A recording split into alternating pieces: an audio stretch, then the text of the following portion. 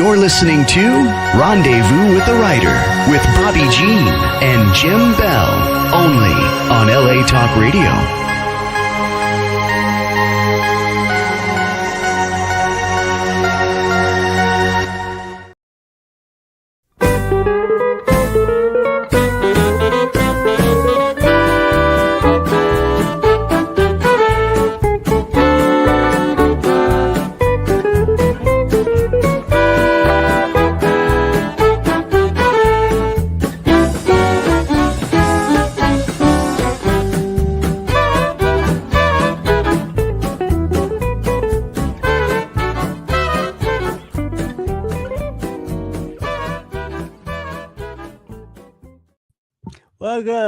Welcome to Rendezvous with a Writer, where readers and writers meet. And story is everything. We're your hosts tonight, Jim and Bobbi Bell. You've just been listening to Hot Texas, the Hot Texas Swing Band, and our friend Alex Dormont. We're delighted that you're joining us. This is episode 169, and it kind of is all about Texas, isn't it? It is. Yeah, tonight. So that's really fun. So, by the way, where are we broadcasting from tonight, Jim? We are broadcasting from Cat Spring, Texas territory. It's 1834. We have gone back in time to talk with our leading lady, Caroline. She has come to America from Germany with her husband, Rudolph. Her interpreters, returning guests, Natalie Klein Bright and Manuela Snyder, are with us. And let's bring on Natalie. Hello, Natalie. And come on, Manuela. How nice to see both ladies. Natalie, where are you joining us from tonight? I'm joining you from near Amarillo in the Texas Panhandle. And Manuela, where are you this morning? Joining you from South Germany, right at the Swiss border, across the pond. International tonight.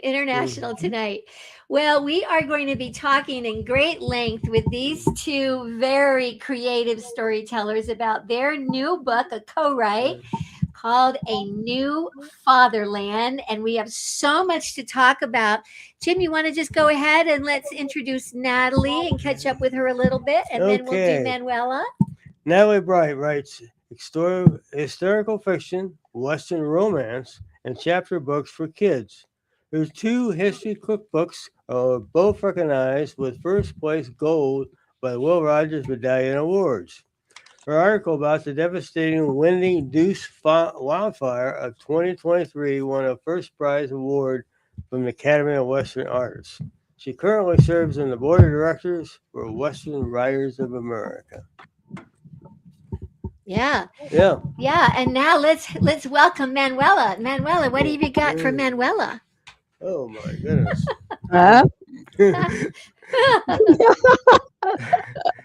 Born and raised in Germany, award-winning author, filmmaker, songwriter, and publisher. Manuela Snyder's fascination with pioneer life, cowboy heroes, and treacherous outlaws has been her lifelong companion. She fuels her deep interest in the American West by traveling to the historic sites like Tombstone, Mesa Verde, and others. When we last spoke, she had published 7 books in English and German, with 5 new books in the publishing process. What's your latest book count, Manuela? Because you were the last time you were with us was in I brought with Jeff Crawford. Yeah, you brought a few. Actually, it's an anniversary for me because I need to update that bio because Natalie and I, the co-write we created together, marks my 20th novel. Number 20 right here. Number 20, my gosh, congratulations. Wow. Working on 21 and 22 at the same time. So yeah. Wow.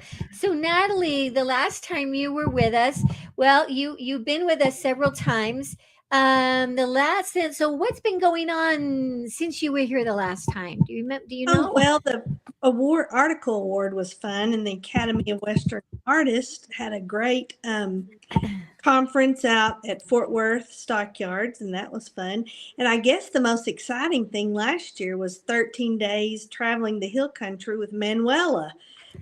visiting Great. museums and talking to readers. And I tell you what, those people down there know their Texas history and they know their German ancestors. And it was fun. We explored a lot of cemeteries and drank a lot of excellent coffee. And beer? Beer? No beer? Oh, and a few beers, yes. And a few beers. You know, Natalie, where exactly is Hill Country? Could you kind of explain that for us? Yes, it's a big place. south near Abilene, San Antonio, north of San Antonio. Fredericksburg is right in the middle. All that area down there. Yeah. Is Okay. Dripping Springs anywhere near that area? Dripping Springs? Yes, Dripping Springs is near Austin, I believe. Okay, and that is the home of the Hot Texas Swing Band. Oh yeah. Oh, all right. Well, we caught up a little bit with Natalie. Manuela, since you were with us, you had just also a whole lot going on. Give us a little recap. What's been going on with you? Well, it's like, on one side, I'm building up the international department for German publishing house with the main target on the US market. So that is a lot of work, but it's fun. It's an exciting challenge. And then I have been writing unknown books. And I am right in the middle of producing my next feature film about the historical figure of Dr. Goodfellow, a pioneer doctor, unbelievable personality, unbelievable what he achieved. So we are going to film again this March, and yeah, constantly busy with either writing books, translating books for others, or filming. So it has been kind of like I still try to find that magic cup of coffee that reloads hour number 25 and 26 a day, because 24 hours ain't not enough. Well, you must have a couple of helpers, right? No. It's like, we have a lot of pharmaceutical chemistry companies in close by in Switzerland, and I considered seriously to write to them. Can you, kind of like I sent you a few hair of mine, can you clone me? Because I need to divide all this. Oh my gosh. So, how did you two meet? Western Writers of America and Women Writing the West. Yes, if you have a passion for writing, find your group of people, because you can get so many projects that fall into your lap. You can meet so many wonderful people, passionate people. I love history. Manuela loves history. Writing groups are golden. Yeah. Yeah. That's good. And then, so when you met, who did one of you, after meeting, did one of you kind of go like, you know what? I gotta write with her, or did you say it at the same time? I gotta write with you, or how did that decision come about? Well, we were at the Women Writing the West conference, and we had lunch together. And I asked Natalie, like, what are you doing at the moment? What's your project? She said, I just finished one, and I'm kind of like hanging in the air, not knowing what's coming next. So then I thought, like, So I said, I need a coffee, my life substitute. So on the way from the table to the coffee machine, I thought, like, why don't we write pioneers together? So I got my coffee, turned around. I said, Natalie, you live in Texas, and I know there have been a lot of German pioneers. She said, yeah, even I have a German last name. I said, why don't we write something, show the journey of the Germans combined from both sides of the pond? Because I realized that a lot of people do not know why, for what reasons they left Germany, because it's a beautiful country, and what was the reason? Yeah. What triggered that huge amount of immigration?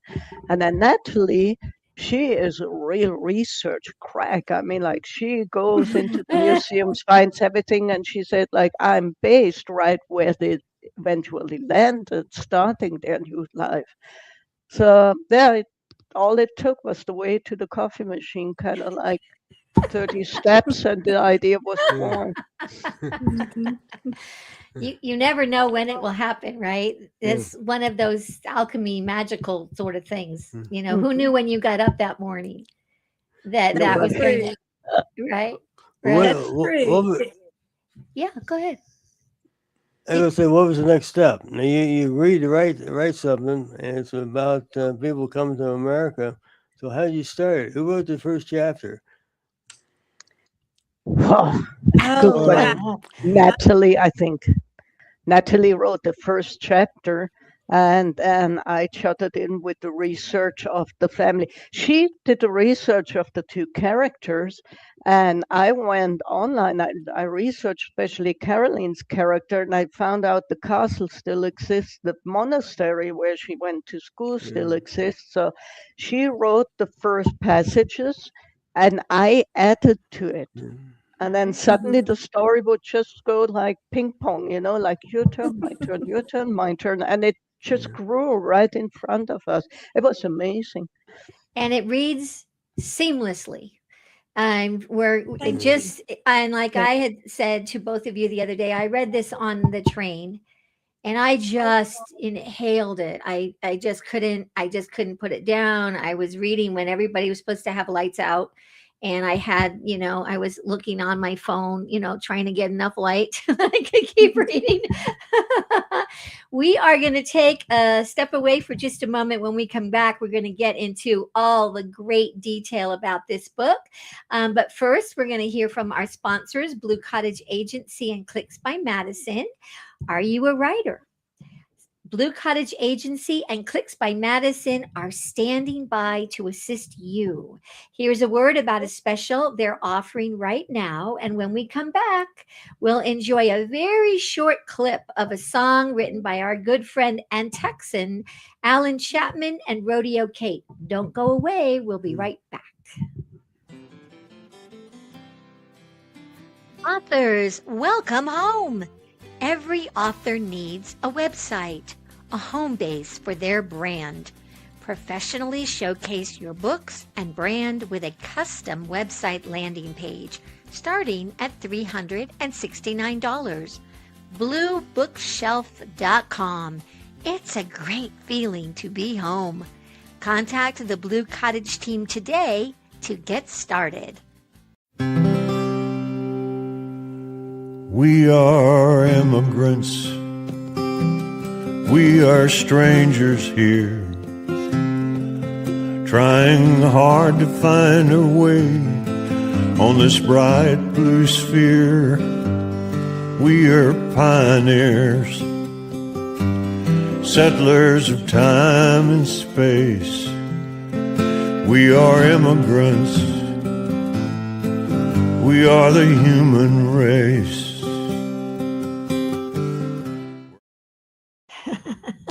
Welcome back. Welcome back to Rendezvous with a Writer. We're talking with Natalie Bright and Manuela Snyder about their new book. And that was Alan Chapman. It's from his album Traveling West with his wife Rodeo Kate. And it was just a littlest snippet. You have to have this music to get the whole song. Beautiful. It's beautiful. Please pass the info about that CD to me in your email. I will be That's a happy to. beautiful, very captivating voice also. Yeah, Alan is just fabulous. And again, a Texan. So yes. We are back. We are back. So Jim, what's the first Is everybody first- a Texan? tonight? Yeah.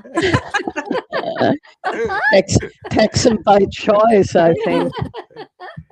Why don't you give us a little of the backstory about the book, Yeah. about the characters? The characters and just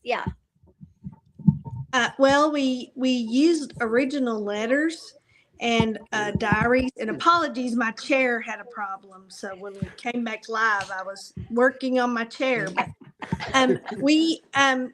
the people who came over from Germany, Manuela can speak more about this, were educated. And so they wrote a lot of letters back home to their families. They kept a lot of journals, and those are still preserved and available today. Many of the books that I found are out of print, but their story is just amazing. And so we based our fictional characters.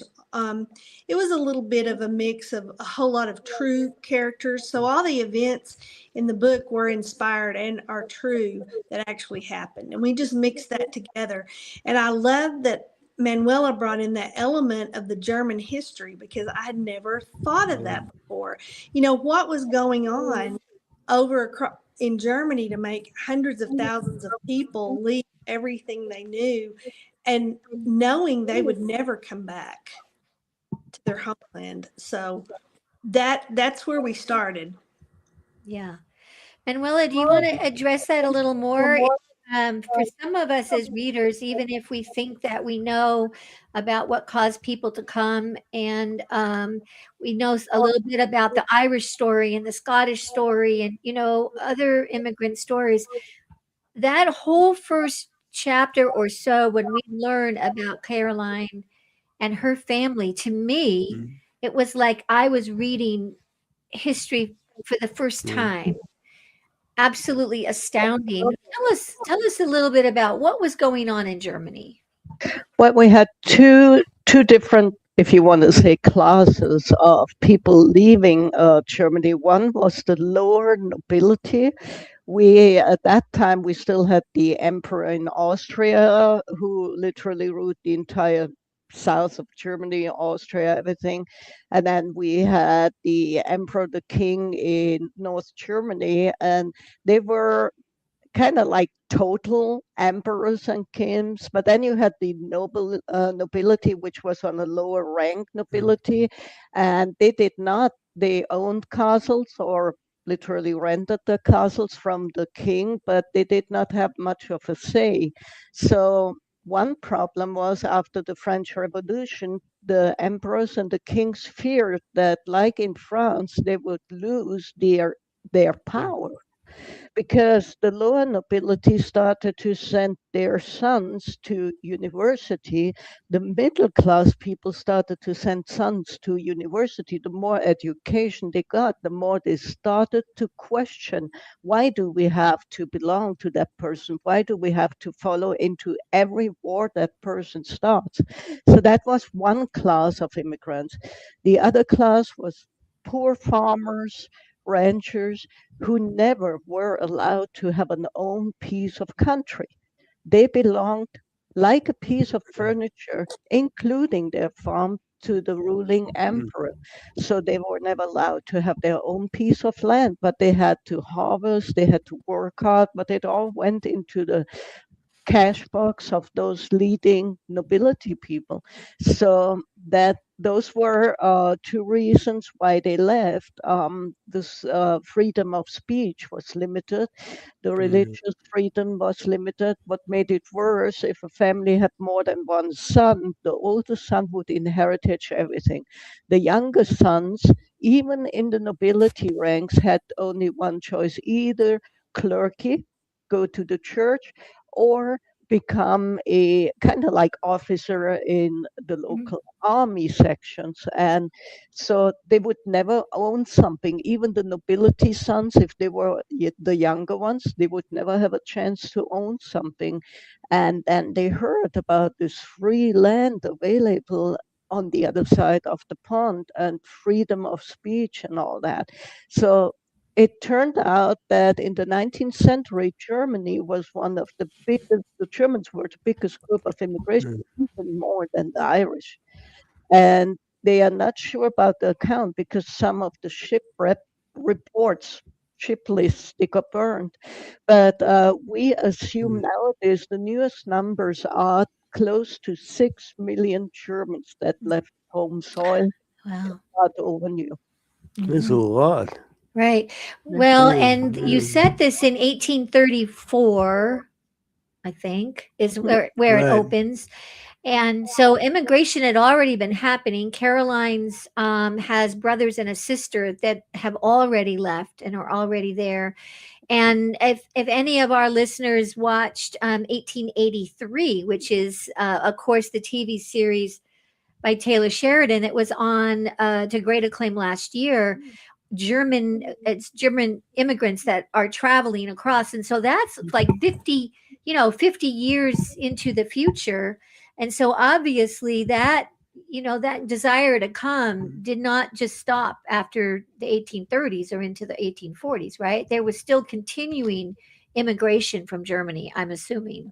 Until 19, well, until shortly after the Second World War, that immigration went on. It went down in numbers and sometimes up. I mean, the highest years had 600,000 per year that came over. Wow. And I found records that I sent to Natalie that the first Germans coming over were actually carpenters in 1734. Wow. Wow. Oh, Well, they were wow. needed. They were needed. Yeah, They were it's needed. war. Wow. Wow. I know you have a question. I do. Good. You use diaries and letters. Where did you find them? Do you actually have people contacts, or did you No, go? actually, the archives in Fredericksburg and New Braunfels, they have an amazing collection, such well preserved original documents that the family, most of the families have donated those letters and they've been translated. Some were translated in the early 1900s, late 1800s, and you can find them in newspapers on newspaper.com. Some were translated a lot by academics that had them in their collections, and they were made into books. I found a lot of books from the 1920s and 1930s with collections of letters that are not in print any longer. Just found them in a used bookstore. Sometimes you can find, happen on stuff, which those are great resources. So it's fun. I like the research. These people have amazing stories. The perseverance. I don't think they realized it was a wilderness. They thought like forest and woods. And Manuela can probably speak to this more. But when they came over to Texas, we're talking 2 to 3 days before they, between communities or settlements, with nothing in between. So it's amazing what they built. If you've ever driven through the hill country of Texas, it's just an amazing place. Another part of this story that I found so fascinating, again, sort of in the beginning, is on the ship. I think it was is it the Congress? Was that the name of the ship that Yes. they come over on? So we have two women, and then we have, of course, Caroline's married to Rudolph, but then we also have Sophie, who's a daughter, who's with family on that ship. But the way that you ladies wrote the ship part of this book, again, I was learning things I really didn't know. I thought everybody that got on a ship and came across the pond was sort of down in the lower decks. I didn't know that that was not always the case, depending on what you could afford. Manuela, talk a little bit about the difference between Well, levels on the ship. in Fredericksburg, when we went to the museum in Fredericksburg, it was amazing. And the one in Sophienburg, Natalie brought me to this museum, and it was like, for me as a German, walking through, they don't only have the archives, they have stuff that was brought over with those ships, like wooden crates, children's cradles, beds, equipment, carpenter toolbox, and it was amazing. It was very, very, very touching to see those items and to know the story behind it. And they have a huge picture of a ship literally cut open. So you see the different levels, and the ship passage was expensive. And the more money you had, the better deck you were able to choose, including once a day hot water to cook. You were able to have your tea. You were able to dine in a dining room kind of thing on the ship. But the lower people, like saying, picture like the lower class, for them it costs 1 year income to have a one-way ticket. And the nobility, they would just sell 1 or 2 pieces of gold jewelry and would have the upper class deck. It was very similar to the Titanic. The division between the classes was very severe, and there were certain times these group were allowed to go on deck, never mind how seasick they were, and that group was maybe allowed to go on deck that much of time of a day. And when the people started to get sick, depending on severe storms, it was like if it wasn't your time to go on deck, you had no choice. You had to stay in the belly of the ship, never mind how sick you were. So hygienic circumstances were very heartbreaking to a certain degree for the lower class decks. And those passengers on the lower decks, they also had to bring enough food. I mean, they had to come prepared. Yes. About how if you had good weather, basically, like how many days was that trip basically across? About 4 months. About 4 months. Can you imagine if we had to pack food for 4 months? Oh yeah, live in the basement of that ship. Are you kidding? Oh my goodness! 4 And that months. was before the steam engine, because Yeah. they were, Yeah. going and selling ships. So Right. later they were taking steamships, and they were coming quite regularly. And I think that was about a month or two on a steamship, maybe. Yeah, I think the fastest in the late 19th century, the fastest would take like 2 to 3 weeks, depending on weather conditions. So that was a big, big improvement. But those days, when it took 4 months, I mean, the first thing you run out is fresh water, Oh, because the water in the barrels would go, it would Yeah. just turn wasty, and you had rats in the ship, so you have to make sure, because the rats, they were seeking for water as well. And there was one report of Sophie, where the family found a dead rat in the barrel with the drinking water. And it's Yes. like, Yes, I read that in the middle of the night, and I knew that I had to like go down the little stairs to get to the restroom and on the train. Did you drink any water for a while? I didn't want to eat or drink anything.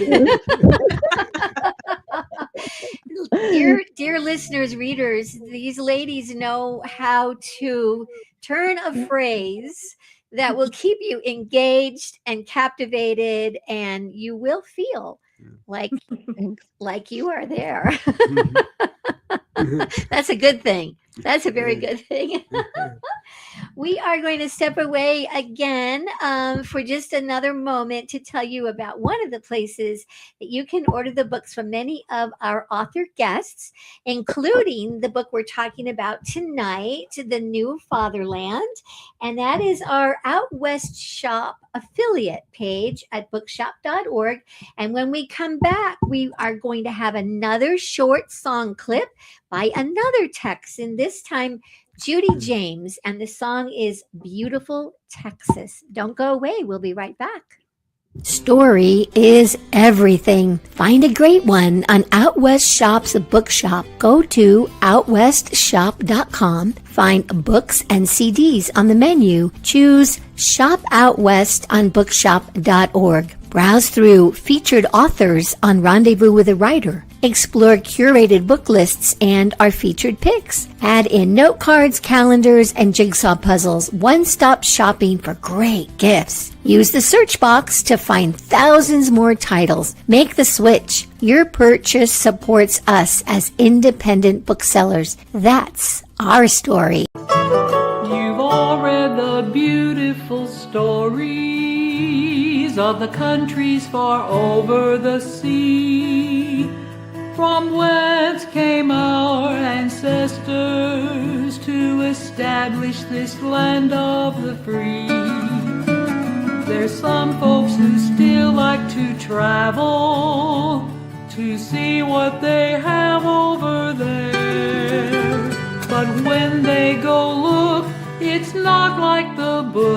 and they find there is none to compare to beautiful, beautiful Texas, where the beautiful bluebonnets grow.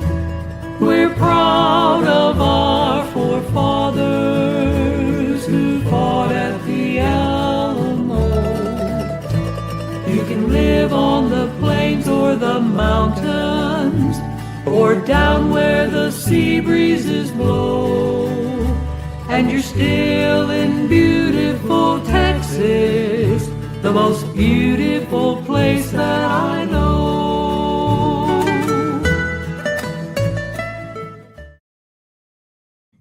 Welcome back to Rendezvous with the Writer. We're talking to Natalie and Manuela, and we just listened to a song by Judy James. Yes, beautiful.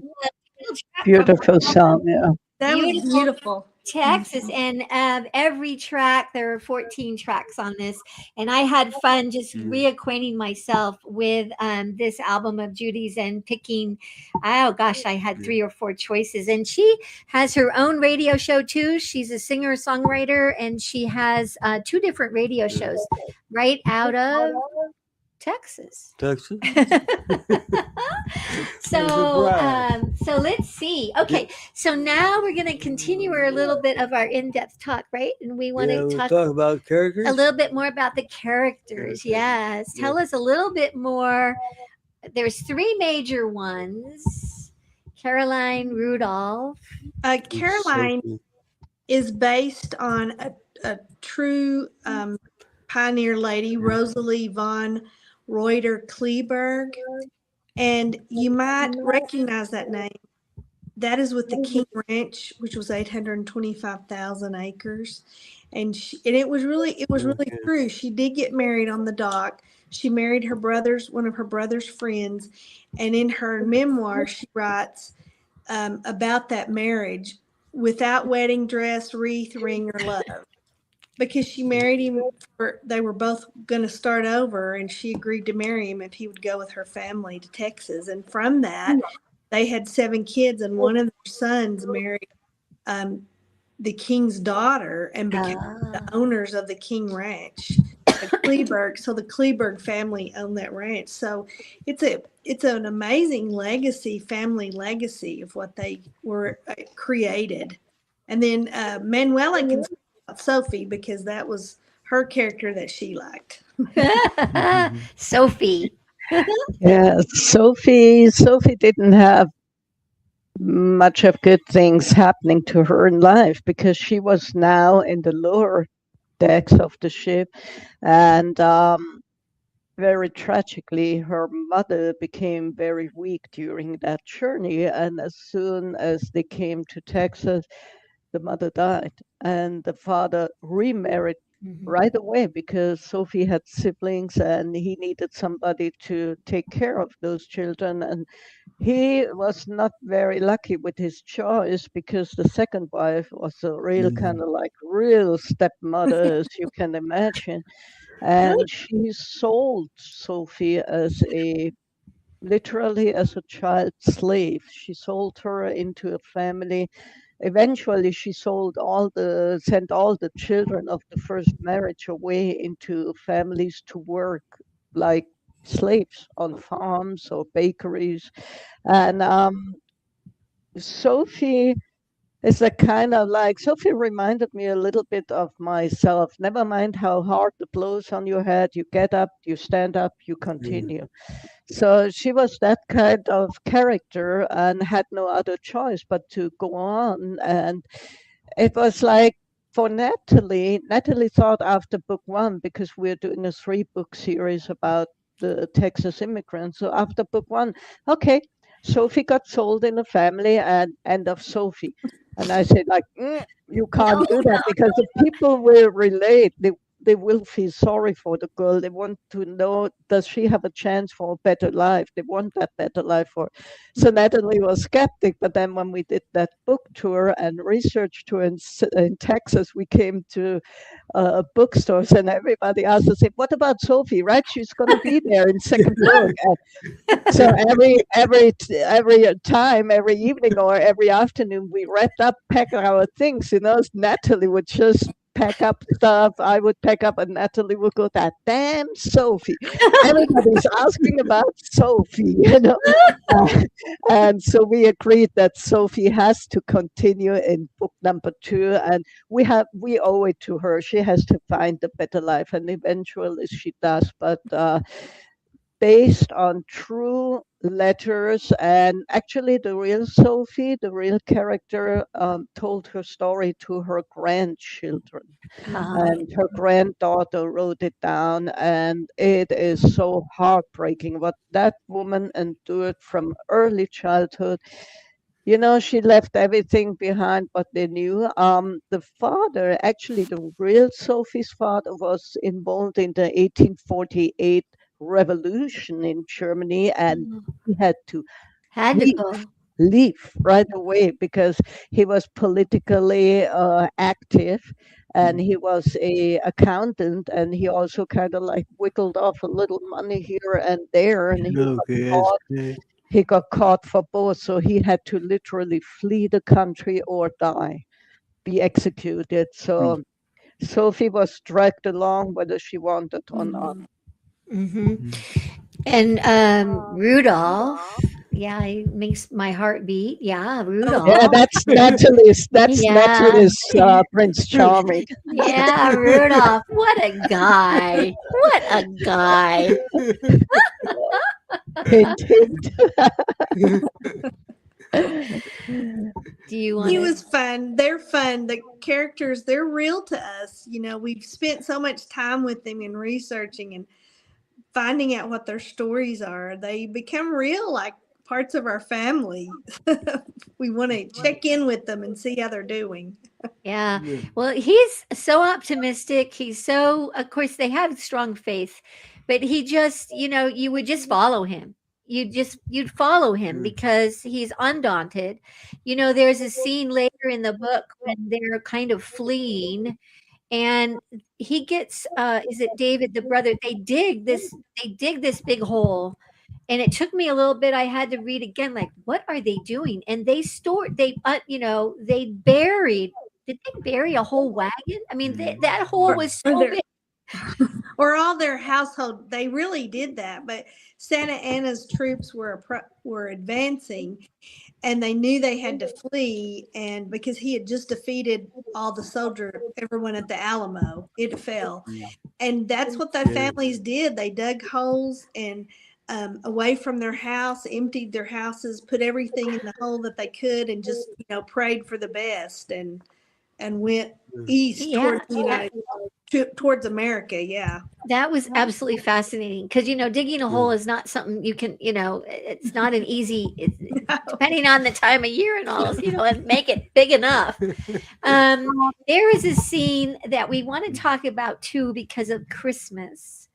And it's an amazing part of the story. They get shipwrecked, not from the Congress, not from the main ship. But tell us a little bit set up that story, and we want to talk a little bit about Christmas tradition, and then we're going to play a little clip of a little song.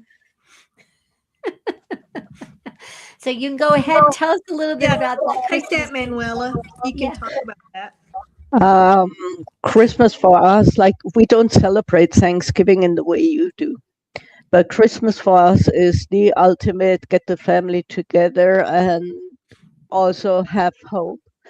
And so we have a lot of Christmas traditions that we brought to the US. The Christmas tree was brought to the US by the Germans. You wouldn't have a Christmas tree if not for the German immigrants. For us, originally, the Christmas tree was decorated with apples, dried apples, because we celebrate Adam and Eve. If not for their sin, Christ wouldn't have been born, because Christ was born to literally erase that major sin. So a lot of churches and a lot of public places had a tree decorated with apple rings to symbolize the apple and Eve. And so the first Christmas tree appeared in the US in Pennsylvania, set up by a German pioneer's wife. And from there, it started to spread because we started decorating Christmas trees in as the Adam and Eve tree in 1479, something like that. So we brought over things like Silent Night, Holy Night. That was a song created right after the Napoleon Wars, where people had nothing but poverty and no hope. So a priest and a teacher got together and they composed Silent Night to be sung in a small chapel. Then we brought over the Christmas trees. We brought over a lot of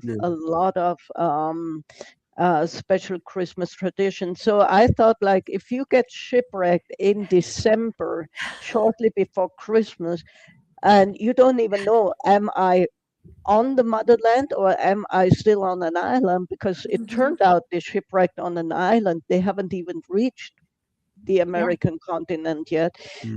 So the only thing that would give you hope is sit together. And they had American shipwrecked people. They sang the carols they knew, and then they had a German singing "Der Stille Nacht, Heilige Nacht," and their "O Tannenbaum," "O Christmas tree," and with the typical German stubbornness and determinedness, we are going to make it nevertheless. And that's how we created that scene. And when I had written the scene and when we went over it, I mean, like, I read through it and I started to cry because I could just imagine how would that feel, because you would feel super homesick when your hope for a better tomorrow ends right at the shore and you see the broken ship in front of you in the wave. Let's take a listen to a little bit of O Tannenbaum.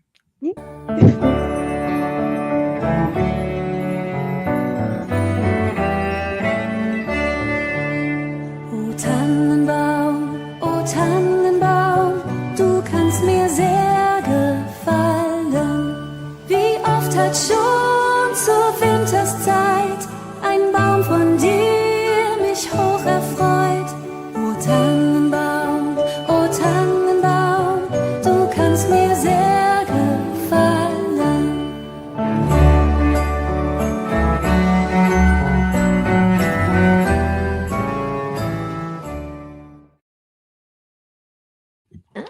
Well, if you enjoy the music you hear on Rendezvous with a Writer, from the Hot Texas Swing Band to short clips we weave in, then you'll be enjoy Bobbi's weekly radio show, Out West Hour.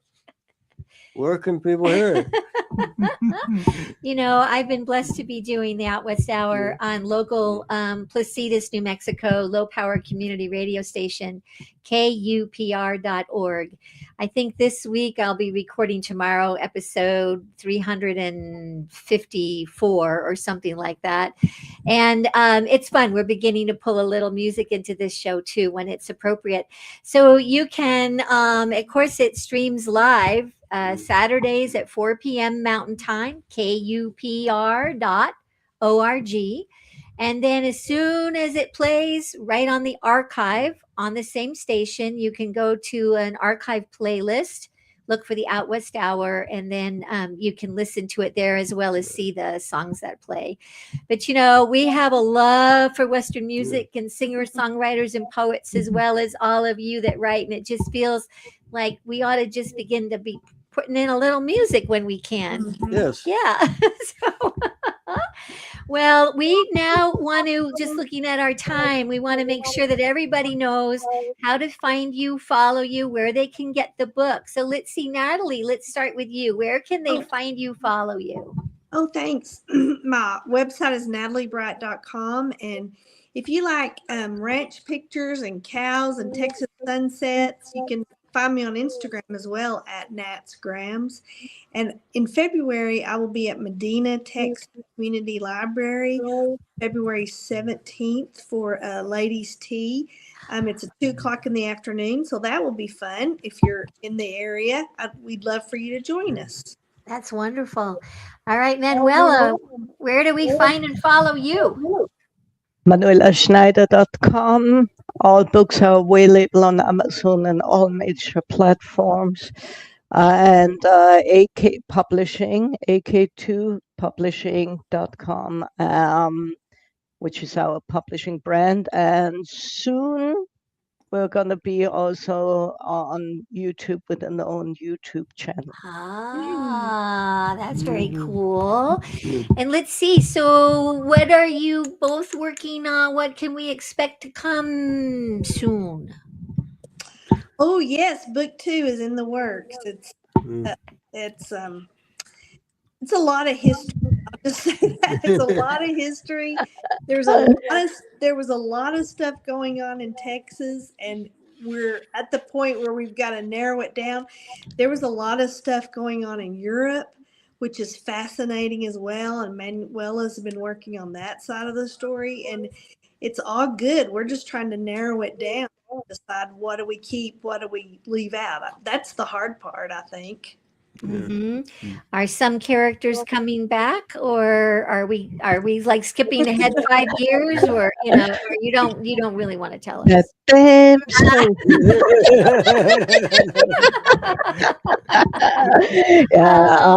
the characters are coming back, but we will also introduce one of the major characters called Mr. Moisebach, and Prince Karl from Solms Brownsfeld, who was the guy who settled everything in Texas for the Adelsverein, because now they were starting to come over in an organized way, and they achieved something that the US government was never able to do.